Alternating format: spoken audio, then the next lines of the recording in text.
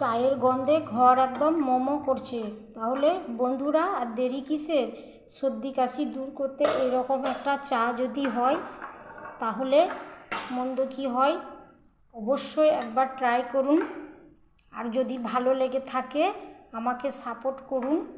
সবাই ভালো থাকবেন। আমি তো নাম দিয়েছি জাদুকরি চা, আপনারা কি নাম দিবেন সেটা আমাকে অবশ্যই কমেন্টে জানাবেন। সবাই ভালো থাকুন, সুস্থ থাকুন, রূপা রান্নাঘরের সঙ্গে থাকুন। আজকের মতো আসি, আল্লাহ। আসসালামু আলাইকুম। রূপা রান্নাঘরে সবাইকে জানাই স্বাগত। আপনারা সবাই কেমন আছেন? আলহামদুলিল্লাহ আমি খুব ভালো আছি। চলে এলাম একটা চায়ের রেসিপি নিয়ে।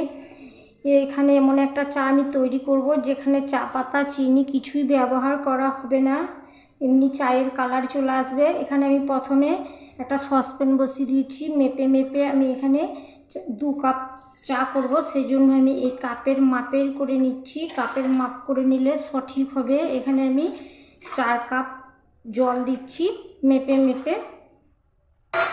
4 কাপ জল দিলাম। এবার আমি গ্যাসটাকে অন করে দিচ্ছি। জলটা আমি খুব ভালো করে ফুটিয়ে নেব।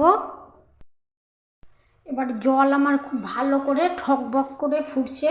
এবার ফুটন্ত জলের মধ্যে আমি দিয়ে দিচ্ছি এখানে 2 তেজপাতা নিয়েছি।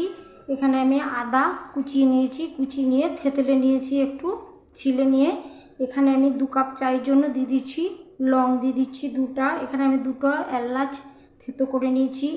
এখানে আমি একটু দারচিনি, সেটাকেও একটু থেতো করে নিয়েছি। এখানে আমি দিয়েছি গোলমরিচটাও থেতো করে নিয়েছি। এবার এখানে আমি দিচ্ছি মৌরিটাই চায়ের কালার নিয়ে চলে আসবে। এখানে আমি মৌরিটাই একটু পরিমাণটা বেশি দিচ্ছি।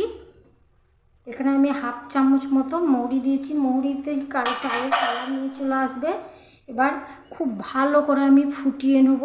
4 কাপ জলকে একদম মেরে 2 কাপের মতো করে নিয়ে চলে আসবো। ফিরে আসছি 2 কাপের মতো ফুটিয়ে নিয়ে। এবার চা আমার ঘন হয়ে গেছে, কালারটাও চেঞ্জ হয়ে গেছে। দেখুন কত সুন্দর একটা কালার এসছে। কালারটা আরও একটু চলে আসবে। এবার এই অবস্থায় আমি দিয়ে দিচ্ছি 1 চিমটি লবণ।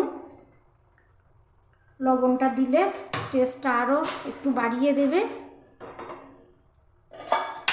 এখানে আমি একটা ঢাকনা দিয়ে দিচ্ছি। গ্যাসটা অফ করে 2 মিনিট দমে রেখে দিচ্ছি।